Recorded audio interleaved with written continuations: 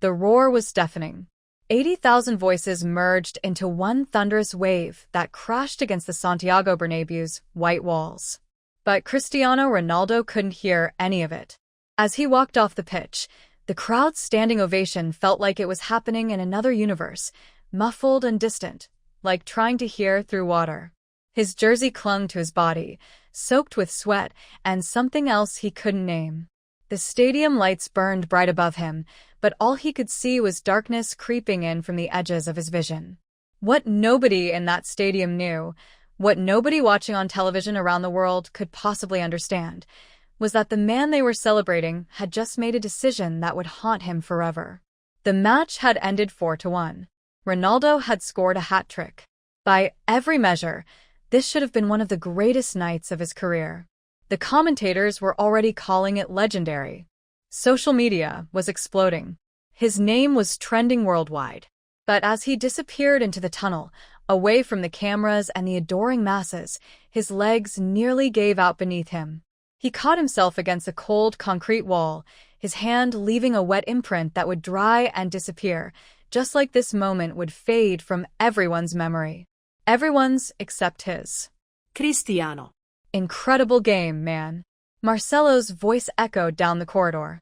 Ronaldo forced his face into something resembling a smile, raised his hand in acknowledgement, but kept walking. He couldn't stop. If he stopped moving, he might shatter into 1,000 pieces right there on the tunnel floor. The other players were already celebrating, their laughter bouncing off the walls like children who had just won the schoolyard game. But Ronaldo wasn't a child anymore. He hadn't been for a very long time. The locker room was chaos when he entered, champagne being sprayed, music blasting, bodies jumping and dancing. It was the kind of scene that should have filled him with joy. This was what they worked for, what they sacrificed for, what they bled for on training grounds and in matches nobody remembered. But tonight, surrounded by his teammates' euphoria, Cristiano Ronaldo felt more alone than he had ever felt in his entire life. He sat down on the bench in front of his locker, still in his kit, and stared at his phone lying face down on the wooden shelf. He knew what was waiting for him there. He'd known since halftime. Iker Casillas noticed first. The captain had a way of seeing things others missed, reading the room like he read the game. He made his way through the celebrating crowd and sat down next to Ronaldo, close enough to show solidarity, but far enough to give space. "You okay?" he asked quietly, his voice barely audible over the music. Ronaldo nodded, but his jaw was clenched so tight Casillas could see the muscle jumping beneath the skin. "Want to talk about it?" Another shake of the head. Casillas put a hand on Ronaldo's shoulder, squeezed once, and stood up. Some battles, he knew, a man had to fight alone. But here's what nobody knew. Here's what the cameras didn't catch, and the reporters didn't report. At halftime, while the team was in the locker room listening to the coach's tactical adjustments, Ronaldo had received a text message. Just 7 words. 7 words that had rearranged his entire understanding of reality. The message was from his sister Katia, and it read, "Papa's in the hospital. It's bad. Come home." But there were still 45 minutes left to play.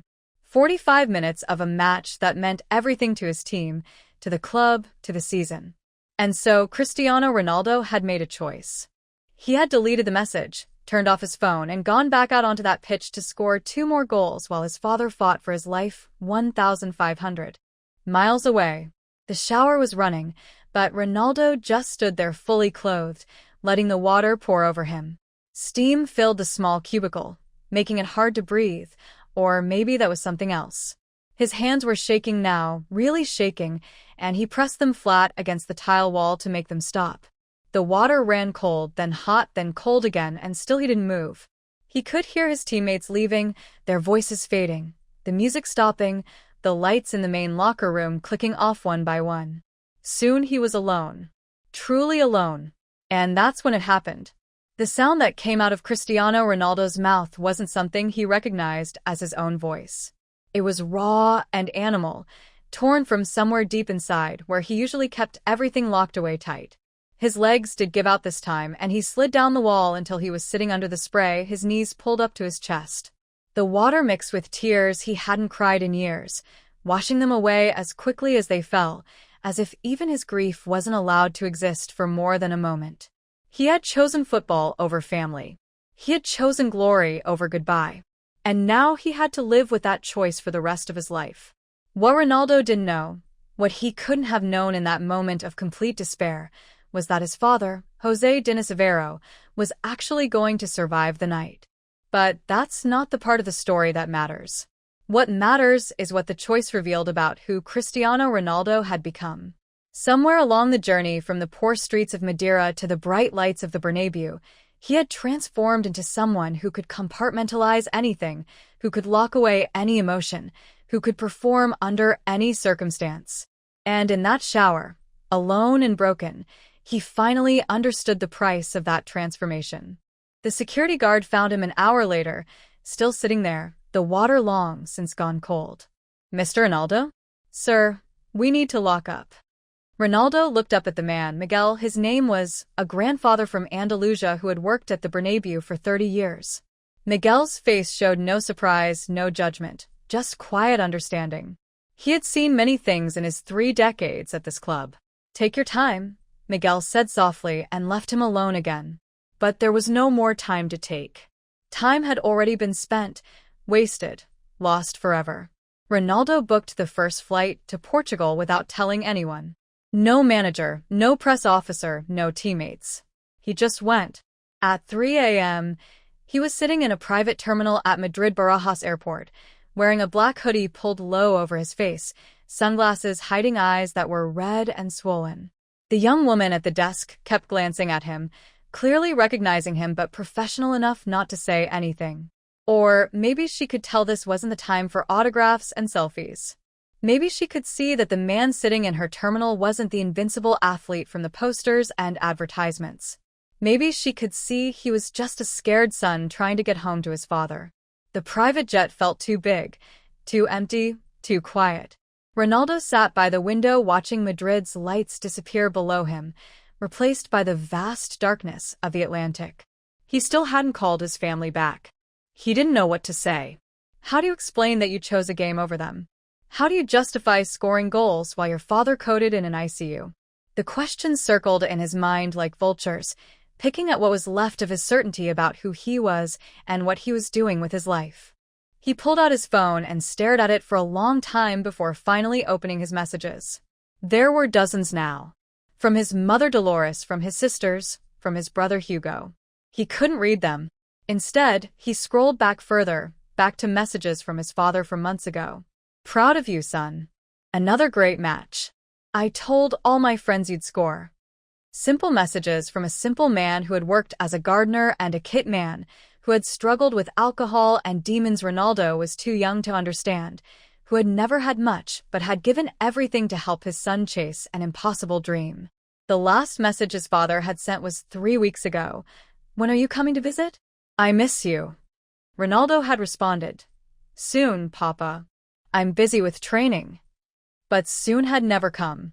There was always another match, another training session, another commitment, another excuse.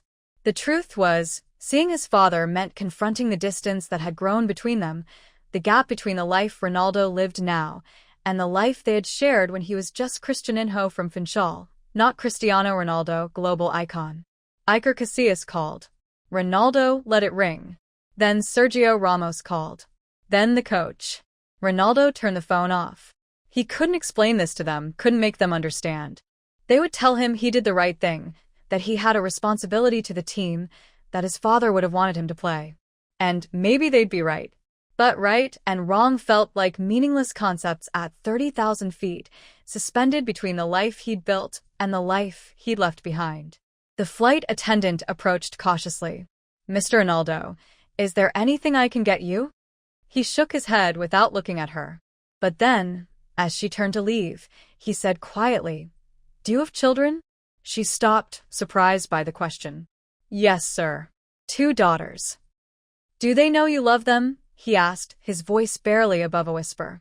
She smiled, confused but kind. "I hope so. I try to show them every day." Ronaldo nodded and turned back to the window. "That's good," he said. "That's really good. But here's the thing about guilt. It doesn't care about context or circumstances. It doesn't matter that Ronaldo had responsibilities, that hundreds of thousands of fans had paid to see him play, that the team depended on him, that his contract obligated him to perform. None of that mattered to the voice in his head that kept repeating the same question over and over. What kind of son chooses a game over his dying father? And no matter how many times he tried to answer, to justify, to rationalize, the question remained, unanswered and unanswerable. The plane began its descent into Madeira just as the sun was rising. Ronaldo watched his home island emerge from the darkness, the mountains catching the first light, the ocean turning from black to blue. He remembered being a kid here, playing football with a rolled-up sock in the streets, dreaming of something bigger than this small rock in the Atlantic. He had escaped. He had conquered the world. But looking at those familiar mountains now, he wondered if he had left something essential behind, something he could never get back no matter how many trophies he won or goals he scored. The hospital was quiet when he arrived. It was that strange hour between night and morning when the world holds its breath. Ronaldo walked through the sterile corridors, his footsteps echoing, heading toward a room number he had memorized from his sister's text. He passed nurses who did double takes, doctors who whispered to each other, but nobody stopped him.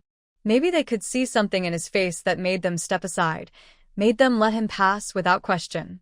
Maybe they could see he was already being punished enough. His mother was sleeping in a chair outside his father's room. She looked so small, so tired, so old. When had she gotten old? Ronaldo stood there for a long moment just watching her sleep. This woman who had worked as a cook and a cleaner to feed her children, who had sacrificed everything so he could have football boots and training fees, who had believed in him when he was just a skinny kid with a dream that seemed ridiculous to everyone else. Her face was creased with worry even in sleep. And he had added to that worry. He had chosen not to come when she needed him. She woke suddenly, as mothers do, sensing his presence before seeing him. For a moment they just stared at each other. Then she stood, and Ronaldo wasn't sure if she was going to hug him or slap him. She did neither. Instead, she said, very quietly, he's sleeping. The doctors say he's stable now. Ronaldo nodded, unable to speak. He kept asking for you, she continued, and now there was an edge in her voice that cut deeper than any criticism from a coach or a reporter ever could. During the match, he was watching, even in the hospital bed, and he kept saying, "That's my boy. That's my Cristiano." The words hit Ronaldo like a physical blow. His father had been watching, had been proud, had been cheering for him even while fighting for his own life. Somehow that made it worse. "I didn't know," Ronaldo whispered. "I didn't know it was this bad." His mother's expression softened slightly. "He didn't want you to know. He told us not to call until after the match. He knew you'd try to leave, and he said his son had worked too hard to miss an important game for him." She paused, and a single tear rolled down her weathered cheek. "But I think he hoped you'd come anyway. I think he hoped you'd just know. But wait. There's something else you need to understand about that night. Something that would only become clear much later, something that would reshape how Ronaldo thought about everything that had happened." Ronaldo stood outside his father's hospital room for what felt like hours, but was probably only minutes. Through the small window in the door, he could see the shape of his father under white sheets, connected to machines that beeped and hummed, keeping watch over a life that had always been fragile. His hand was on the door handle, but he couldn't make himself push it open. What do you say to someone you let down? What words exist for that kind of failure? His sister Katia appeared beside him, and she didn't say anything at first. She just stood there with him, both of them staring through that little window at their father. "He's going to be okay," she finally said. "But Cristiano..." She trailed off, and he could hear everything she wasn't saying in that silence. "I know," he replied. "I know." But knowing and feeling are different things, and in his chest, there was a hole that 3 goals and 80,000 cheering fans couldn't fill. "Go in," Katia urged gently. "He's been asking for you." Ronaldo shook his head. "I can't. Not yet. I need a minute." But it wasn't about needing time. It was about fear. Cristiano Ronaldo, who had faced down the world's best defenders, who had taken penalties in front of hundreds of millions of viewers, who had never backed down from any challenge on the pitch, was afraid of walking into his father's hospital room. Afraid of seeing disappointment in those eyes. Afraid of confronting the choice he had made. Katia took his hand, and suddenly he was 7 years old again, and she was his big sister protecting him from bullies in the Funchal streets. "He's not angry with you," she said, reading his thoughts the way she always could. He was proud. Kept telling the nurses how his son scored a hat-trick. Kept rewinding the goals on his phone until the battery died. She laughed, but it was a sad sound. "You know, Papa." Football was everything to him. Having a son who plays like you do, it's his greatest achieve. But that just made it worse. Because it meant his father had prioritized football over his own health, just like Ronaldo had prioritized it over being there for his family. It meant they were the same, he and his father, both of them sacrificing what should have been most important for a game played with a leather ball. It meant the cycle was continuing, the pattern repeating, the same mistakes being made by a new generation. And Ronaldo, standing there in that sterile hospital corridor, realized he didn't want to be the same. He wanted to be better. But he didn't know if it was too late to change. The door opened from the inside and a nurse emerged, checking a chart. She looked up at Ronaldo and Katia, offered a professional smile. "You can go in now. He's awake." And then, more quietly, just to Ronaldo, "He's been waiting for you." The nurse walked away, her soft shoes squeaking on the linoleum, leaving Ronaldo with no more excuses, no more delays, no more reasons to hide. He pushed open the door. The smell hit him first, antiseptic and something underneath it, something sick and frail that he didn't want to name. His father looked small in the hospital bed, smaller than Ronaldo remembered, like he was shrinking back into himself. José Diniz Aveiro had always been a big man in Ronaldo's childhood memories, strong despite his struggles, capable despite his demons. But the man in this bed looked breakable, temporary, like he might disappear if you looked away for too long. Cristiano. His father's voice was weak, but the nickname was strong, pulling Ronaldo back to a time before the fame and the pressure and the impossible expectations. His eyes were open now, and they were bright with emotion, pride and love, and something else, something that looked like apology. "You scored a hat-trick." It wasn't a question. Ronaldo nodded, moving closer to the bed, his expensive shoes feeling wrong on this industrial floor, his designer clothes feeling like a costume. Like he was playing dress-up in someone else's life. "I'm sorry," Ronaldo said, and his voice cracked on the words. "I should have been here. I should have." But his father raised one hand slightly, stopping him. "No," José said firmly, with more strength than seemed possible given his condition. "No. You were exactly where you should have been. Do you think I wanted you to miss that match? Do you think I would have forgiven myself if you had left and we lost?" He coughed, and Ronaldo reached for the water cup, helping his father take a sip. "I was where I needed to be," José continued. "And you were where you needed to be. That's how it works." But Ronaldo shook his head. "That's not how it should work. Family should come first. You should have come first." His father smiled, and it was sad and knowing and full of a wisdom that came from mistakes and regrets. "You want to know the truth, Cristiano? The real truth." Ronaldo nodded, sitting down in the chair beside the bed, taking his father's hand carefully, afraid it might break. "Football saved my life," José said. "Not the doctors, not the medicine. You. Playing like you played tonight. Giving me something to fight for, to stay alive for.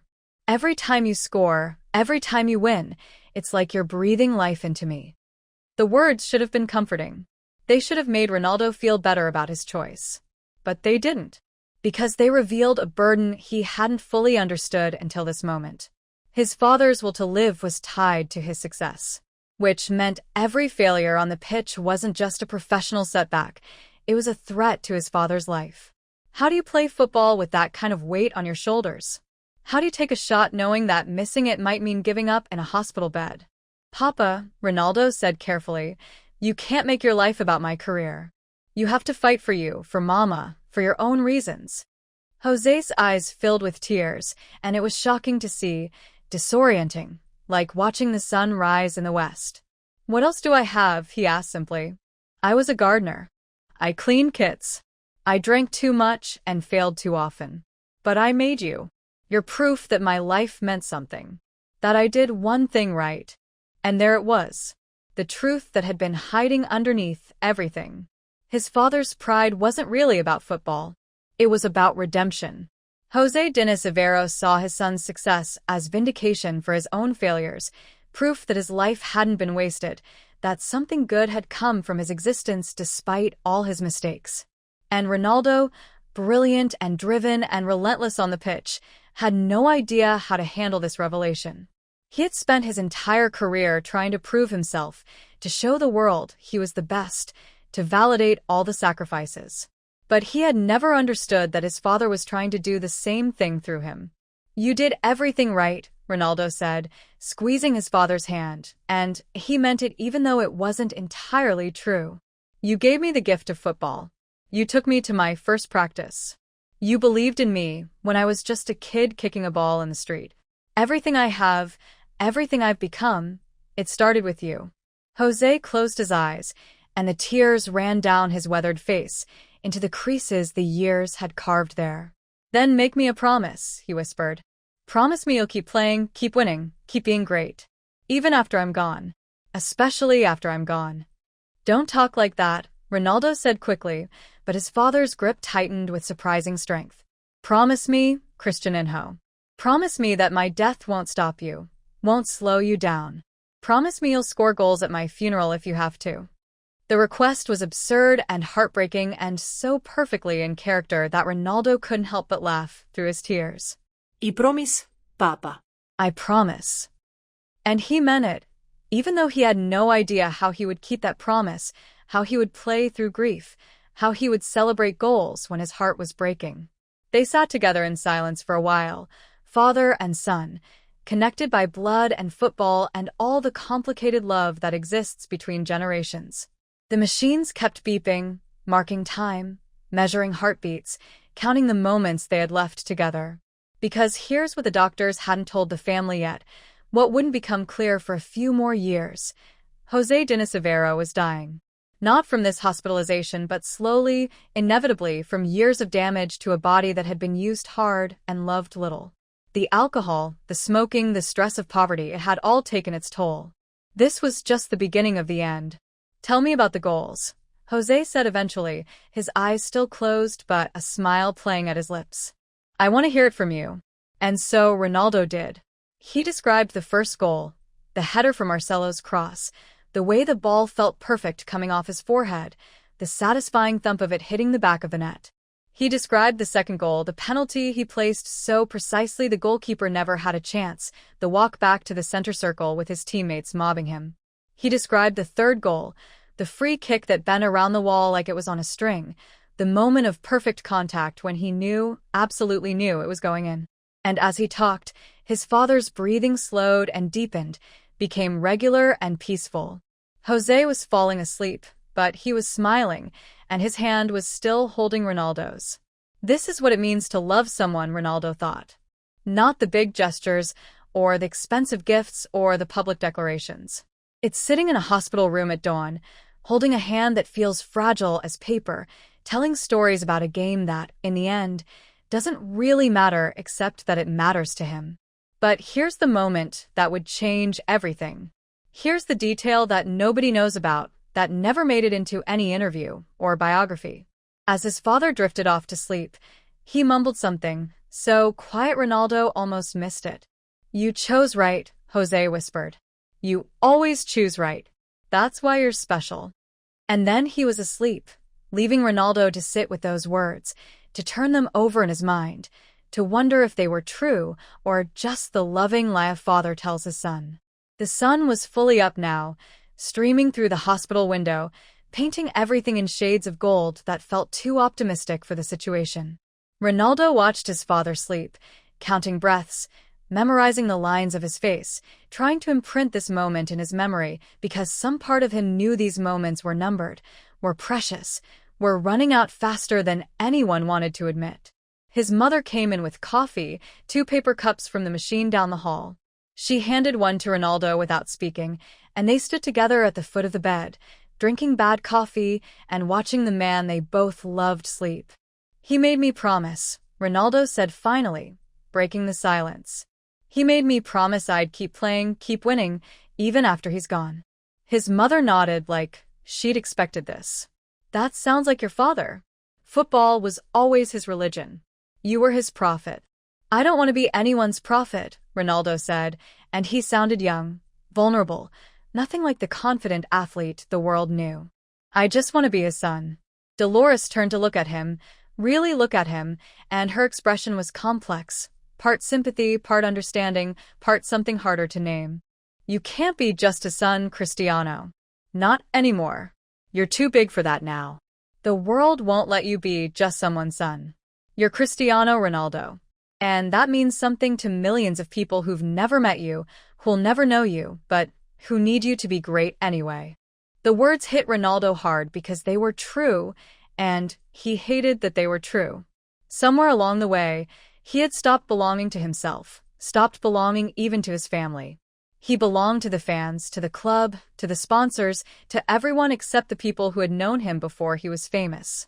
"I'm tired, Mama," he admitted, and it felt like a confession, like admitting weakness, like something he could never say to anyone else.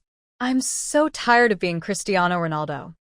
She put her arm around him, and despite everything, despite the money and the fame and the fact that he was now taller and stronger than her, he was still her child. "I know," she said softly, "but you can't stop. Not because of us, not because of football, but because of who you are. You're not built to quit, Cristiano. You're built to push through until there's nothing left to push through. It's your blessing and your curse." They were interrupted by the arrival of the doctor, a middle-aged woman with kind eyes and the bearing of someone who had delivered both good news and bad news too many times to count. "Mr. Ronaldo," she acknowledged him with a slight nod before turning her attention to Dolores. "May I speak with you both outside?" The words every family member dreads. Ronaldo's stomach dropped, but he followed the doctor and his mother into the corridor, preparing himself for the worst. "Your father is stable," the doctor began, and Ronaldo felt his shoulders drop with relief. "But we need to discuss his long-term prognosis." She pulled up a chair, gestured for them to sit, and Ronaldo knew from the formality of it that this conversation was going to change things. "Mr. Avero has significant liver damage, as you know, combined with his kidney function and his heart condition. Well, we can manage it, but we can't cure it. He's going to need ongoing care, lifestyle changes, probably more hospitalizations." "How long?" Ronaldo asked bluntly because he needed to know, needed to understand what he was working with. The doctor hesitated, and in that hesitation, he had his answer. "That depends on many factors. If he follows medical advice, stops drinking completely, manages his stress, maybe 5 years. Maybe more. Maybe less," Ronaldo heard in what she didn't say. "Maybe much less. But you should know," the doctor continued, "that there will likely be more emergencies, more nights like last night. You should be prepared for that." 5 years. Ronaldo did the math automatically. He was 28 now. By the time his father died, he'd be 33, maybe older. The prime of his career. Championships to win, records to break, history to make. And every single one of those moments would be shadowed by the knowledge that his father was dying, that time was running out, that some days soon he'd get another call like the one he got last night, and this time it would be the final one. "We'll give him the best care," Ronaldo said, and the doctor nodded. "Of course. We'll do everything we can." She stood, preparing to leave, then paused. "Mr. Ronaldo, if I may, your father is very proud of you. He's been showing the nursing staff videos of your goals on his phone. It brings him joy. Sometimes, that's the best medicine we have." She smiled and walked away, leaving Ronaldo and his mother alone in the corridor again. "We'll move him to Lisbon," Ronaldo said immediately, his mind already working on the logistics, the problem-solving, the fixing.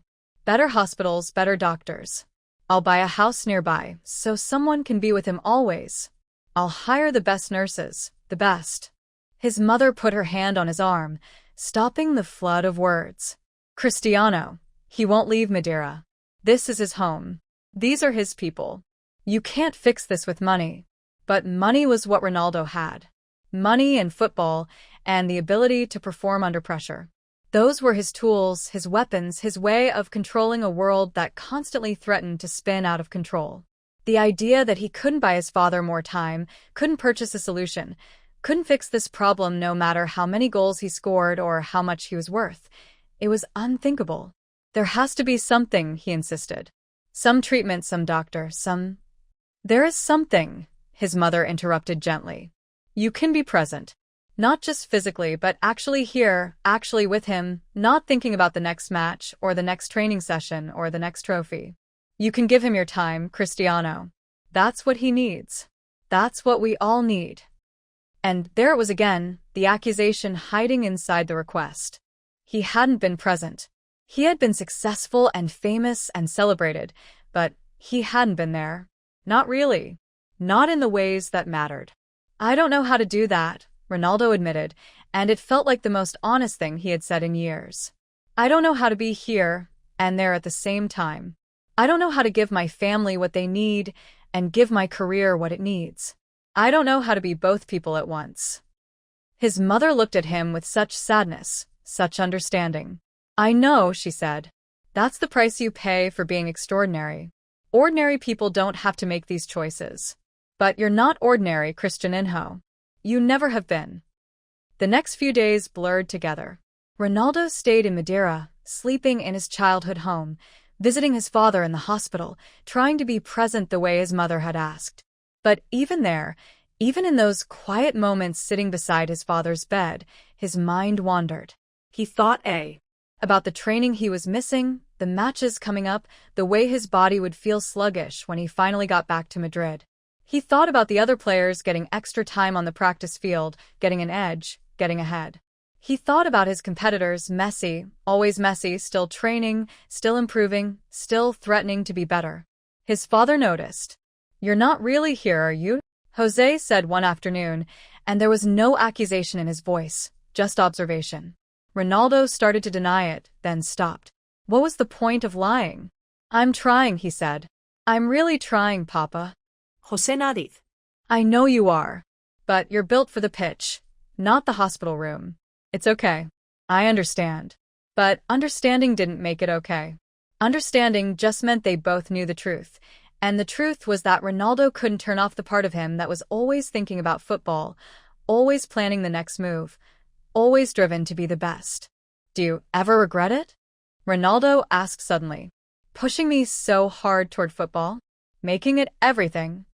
His father considered the question carefully. Sometimes, he admitted. When I see you like this, torn between worlds, unable to just be still. Yeah, sometimes I wonder if we did the right thing. But then I remember who you were before football. A wild kid with too much energy and not enough direction. Football gave you purpose, discipline, a way to channel all that fire. Without it, who knows what would have happened to you? It was a generous interpretation, Ronaldo thought.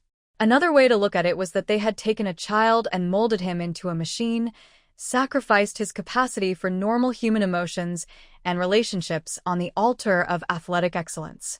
But maybe both things were true. Maybe football had saved him and destroyed him at the same time. Maybe there was no version of his life where he got to have everything, the success and the peace, the glory and the presence, the trophies and the time. On the fourth day, the coach called. Cristiano, we need you back. The match on Saturday is critical, and Ronaldo interrupted him. I know. I'll be there. And just like that, the decision was made.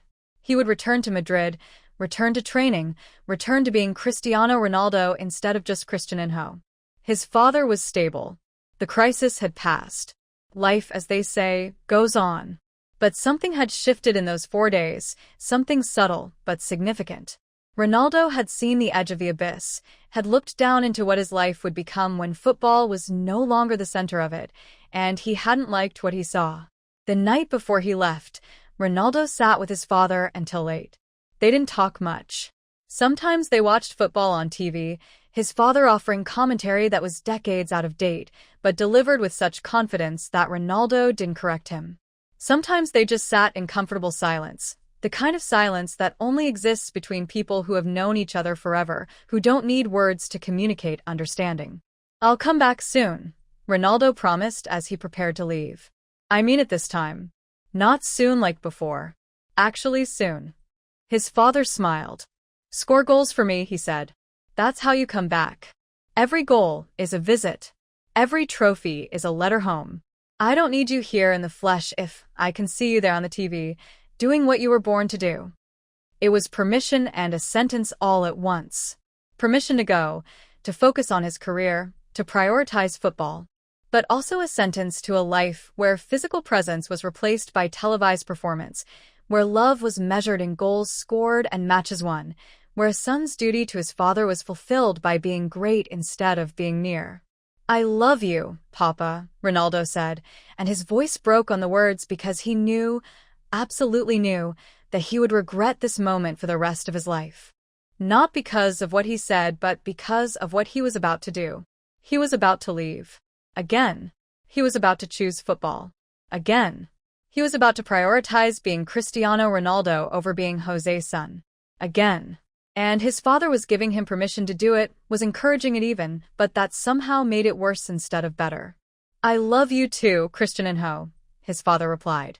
"Now go. Go be great. Go show them why you're the best in the world. Go make your old man proud." And so Ronaldo went. He kissed his father's forehead, hugged his mother, promised his siblings he'd be back soon, and then he got in a car that would take him to the airport, to the plane, to Madrid, to training, to the match, to the endless cycle of football that defined his existence.